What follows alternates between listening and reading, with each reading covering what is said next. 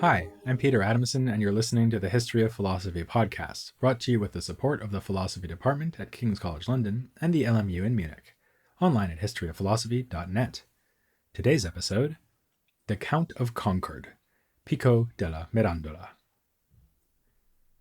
The phrase nominative determinism sounds like it comes from one of the more technical areas of philosophy, but actually it has nothing to do with our favorite intellectual discipline.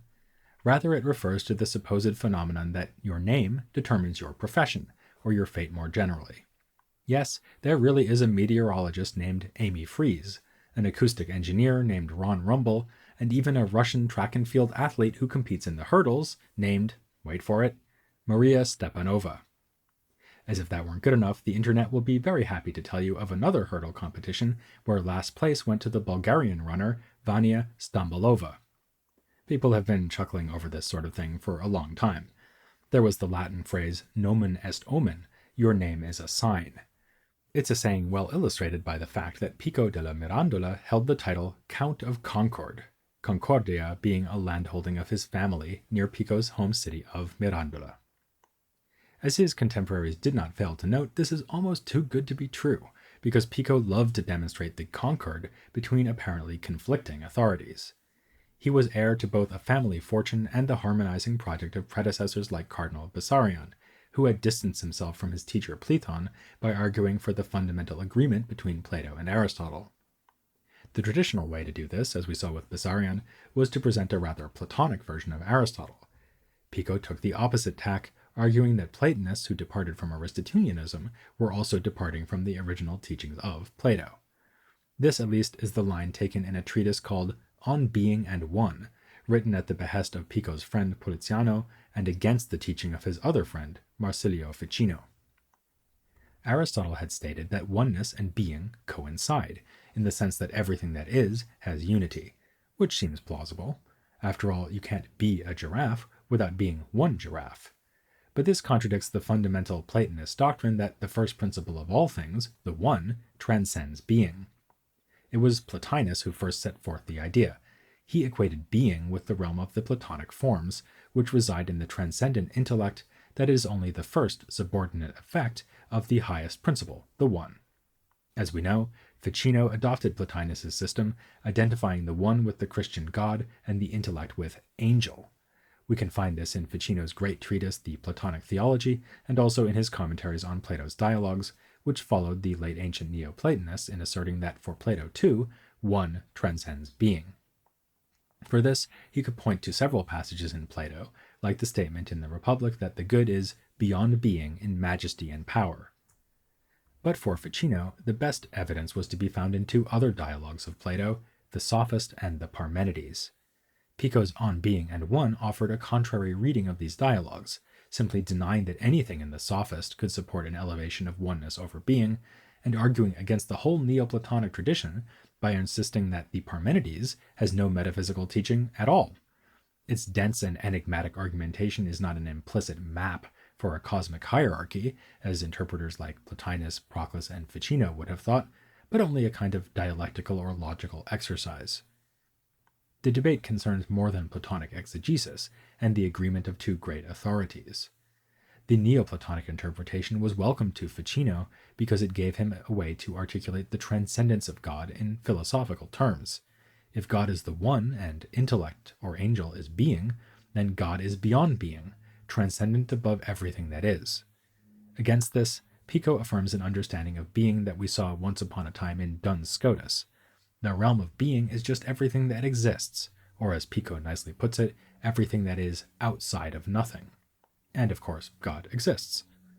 Having said that, Pico admits that God is a very special kind of being, and to take account of this, uses terminology familiar from another 13th century scholastic, Thomas Aquinas.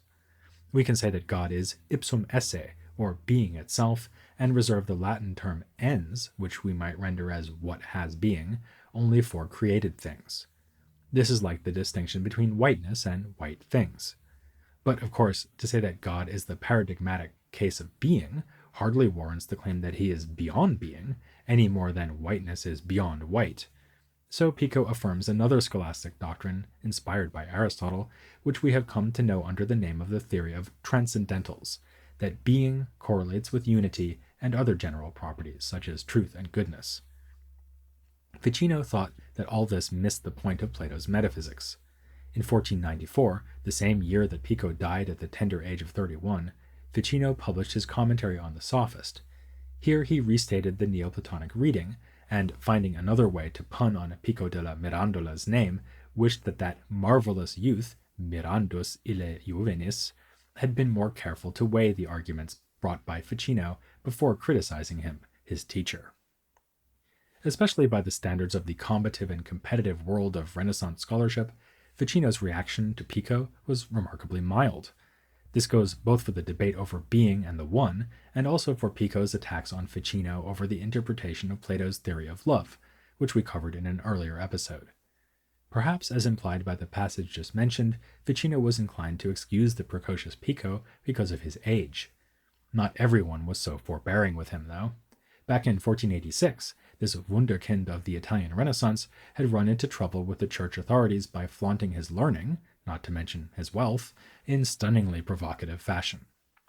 Only 23 at the time, Pico already fancied himself a leading intellectual, having received rigorous training in a variety of fields. He'd learned church law in Bologna, been exposed to hardcore Aristotelianism and the dangerous ideas of Averroes at Padua, and studied scholasticism in Paris. As we know, he'd also sought guidance from Jewish scholars to help him learn Hebrew and study the Kabbalah. All of this had, in Pico's opinion, prepared him to debate all comers at a months-long session of disputations at Rome. He sent invitations across Italy, and offered to pay travel expenses for those who were willing to come argue with him. What would be debated? Why, the ideas of Pico, of course, as set down in a list of 900 propositions or theses. Well, actually, not all the theses are labeled as representing Pico's ideas. Some sections are labeled as setting forth his own innovative proposals, but much of the list consists of propositions ascribed to a variety of earlier authorities, with whom Pico may or may not agree. He is true to his title as the Count of Concord, insofar as he emphasizes the doctrinal harmony between three pairs of intellectual forefathers. Of course, he mentions Plato and Aristotle. There is no natural or divine question in which they do not agree in meaning and substance, although in their words they seem to disagree. And he also claims he can reconcile the divergent teachings of Aquinas and Scotus, and of Avicenna and Averroes. But even these latter pairs are not said to agree on everything, and in fact Pico can be quite critical. He elsewhere charges Aquinas with contradicting himself, never mind contradicting Scotus, and in general he is aware of the healthy amount of disagreement between scholastics. But he believes that, as we go further and further back in history, to the ancients like Plato and Aristotle, and beyond them to the Egyptians and Hebrews, we find an ever greater degree of consensus. In part for this reason, the 900 Theses need to be read with caution, and not just as a list of things Pico asserts in his own right. Even when he clearly does endorse a given proposition, it is often not clear why he would do so. The whole point is that he is prepared to discuss and, where appropriate, defend these theses in the tradition of the scholastic disputed question. In some cases, we can fill in Pico's intended argument, for instance in the case of the propositions that touch on that same question of oneness and being. One thesis has it that only God is so fully substance that in no sense is he not substance, and God's paradigmatic being is again explained using the contrast between whiteness and white things. But the theses range over so much territory, covering everything from the Eucharist to the inadequacy of Aristotle's explanation of the saltiness of the sea, that we'd need Pico himself to tell us all that he had in mind. Which, of course, was the whole idea. Unfortunately, though, the debate was called off after the Pope had a look at Pico's list of theses. In 1487, Pico was condemned, not for the obvious reason that he was acting like an obnoxious and arrogant rich kid, but on the more serious charge of heresy. Of the 900 theses, 7 were condemned and 6 censored. Pico fled to France, though, as usual, his aristocratic connections shielded him, and he eventually made his way back to Italy and enjoyed the protection of the Medici. As we saw in a previous episode, he arrived in Florence just as Ficino's translations of Plato were being published. Characteristically, Pico was far from chastened and wrote a furious defense or apology. Really, though, he should not have been surprised at the reaction of the papacy, given that some of the 900 theses are phrased in a deliberately provocative way. Take, for instance, the proposition, Not everything God wills through his benevolence is effective. It's possible to imagine even Ficino choking on his Tuscan wine while reading that in his villa. But when you read it in context, you realize Pico just wants to make the uncontentious point that even though God wants all of us to be saved, some of us will be damned nonetheless, thanks to our wicked use of free will. In his apology, Pico firstly excused himself on the grounds that some theses were merely being proposed for discussion, despite being false in his own opinion. But when it came to the condemned and censored theses, he slipped naturally into a more provocative mode, arguing that at least some of these propositions were so evidently true that denying them was senseless or led to contradiction. A striking example is the proposition, no one believes that something is true just by willing to believe it, so that it does not lie within the free power of humans to believe an article of faith to be true just by wanting to. On the face of it, this looks like an all-purpose rationale for pardoning heresy. If I can't help whether or not I believe the teachings of the Church, how can the Church punish me for failing to do so? No surprise then that the Church deemed this statement unacceptable, if not itself heretical. But Pico argued that, far from being outrageously controversial, the thesis is simply obvious. Surely we can't just believe whatever we want. Rather, our beliefs respond to argument and evidence. In this case, Pico claims, the whole faculty of the University of Paris would be on his side. An unexpected feature of the Inquisition against Pico is that the Church seems to have had no problem with the substantial sections of the list devoted to magic and Kabbalistic teachings. We'll get into Pico's ideas about magic in a future episode. For now, it suffices to note that 15th century intellectuals could apparently discuss magic freely, as long as the discussion didn't stray into theological territory. As for Kabbalah, this is nothing that should lead Pico into conflict with Christianity, at least in Pico's opinion. One of the more breathtaking theses Pico meant to defend at Rome states that a thorough grasp of the Hebrew language gives one the means to understand the ordering of the sciences and knowledge of all things. And in the famous oration he wrote as an introduction to the planned debate, he said that Kabbalah is the heart of understanding, that is, an ineffable theology of supersubstantial deity, the fountain of wisdom, that is, an exact metaphysics of intelligible angels, and the river of knowledge, that is, a most sure philosophy of natural things. He added that this mystical tradition would, rather ironically, also provide Christians with the means of refuting Judaism. That promise is fulfilled in the 900 Theses, which has a whole section of propositions showing how Christianity can be confirmed with Kabbalistic arguments. Here, Pico draws on many of the ideas we looked at quite a while ago in this series when we were discussing Jewish Kabbalah. He refers to Ein Sof, a name signifying the transcendent infinity of God, and to the Sephirot, letters that have both numerical and rich symbolic meaning for the Kabbalist. A study of Pico's sources has shown that he draws on a range of authors for his Kabbalistic ideas, but above all on Menahem Rekanati, whose writings Pico used as a guide to such central Kabbalistic texts as the Zohar. Pico also used his Hebrew learning in a biblical commentary of his own, which is called the Heptaplus. It explains the meaning of the passage in Genesis about the 7 days of God's creation and rest. Here, Pico once again turns the methods he learned from his Jewish teachers against their religion.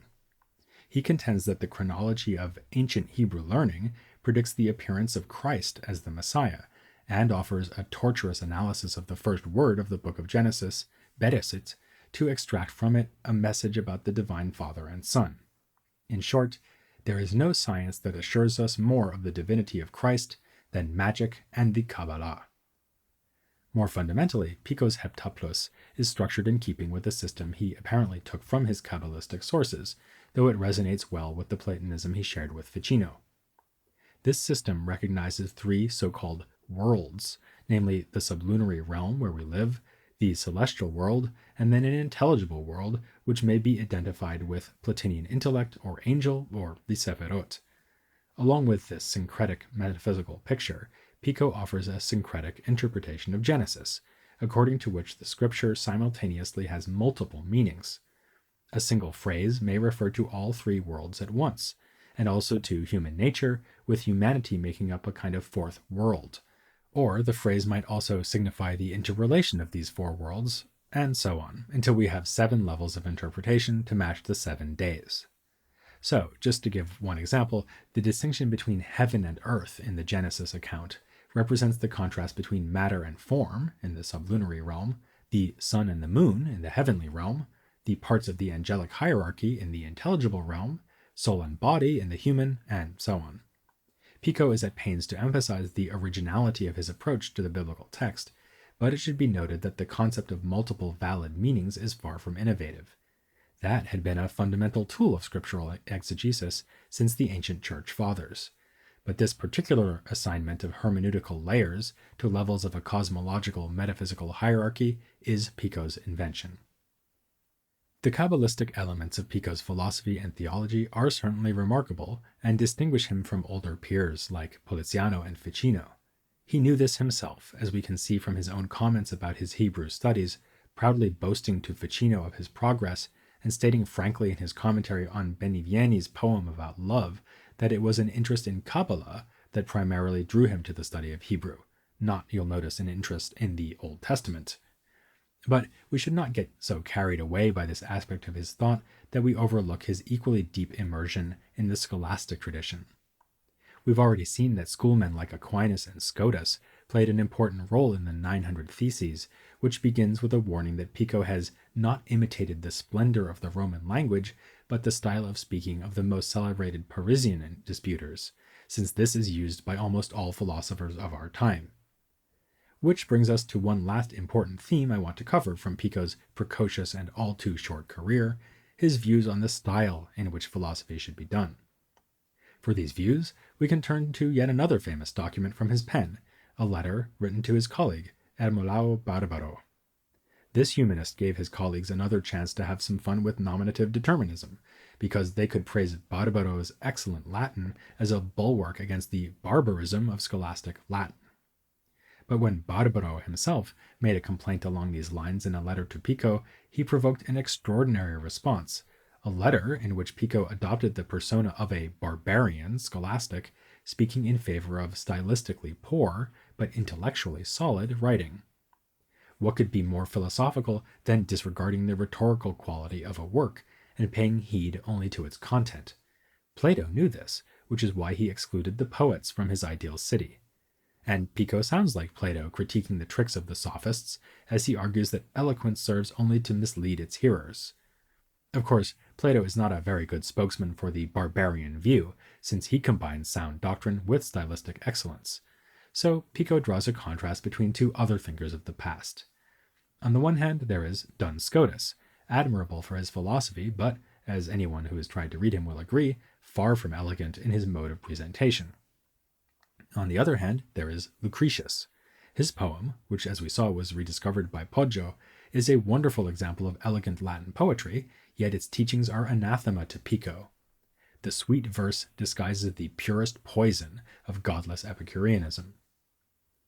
The delightful irony of Pico's letter is that it is itself a model of polished Latin. This was already noted by Barbaro, who wrote back to Pico saying, "You kill off those you defend," by showing that eloquence is necessary after all. The irony was surely intentional, but still today, readers are not sure how to take it. At the end of his letter, Pico steps out of the persona he has adopted, which, by the way, was itself a standard rhetorical technique, to say that he himself does not necessarily agree with the barbarian whose perspective he has just been taking. Given that Pico produced the self-consciously scholastic 900 Theses, he was clearly open to working within the barbaric style, but he also took great pains to learn eloquence in both poetry and prose. His ideal was, apparently, to combine the two, as Plato and Cicero had done before him. But he cited Cicero himself for the idea that if forced to choose, one should prefer true teaching over fine words. As he said in another letter, "If a philosopher is eloquent, I am pleased. If he's not, I do not mind. A philosopher has one duty and aim, to unlock the truth. Whether you do so with a wooden or a golden key is of no concern to me." In this episode, we've surveyed a pretty astounding range of achievements by Pico. Yet, his most famous work is one I have referred to only briefly, the oration he wrote to introduce his 900 Theses. Posthumously entitled On the Dignity of Man, it is one of the most widely read texts of Renaissance philosophy, and for good reason. It's often taken as a foundational document for a trend we see in European thought more generally, in the 15th and 16th centuries, which goes under the label of Renaissance individualism. A central theme of the oration is human nature, its mutability, and its place in God's creation, and that will be our own theme next time, when we'll have one more case of nominative determinism as I explain what it means to be a son of Adam. Here on The History of Philosophy Without Any Gaps.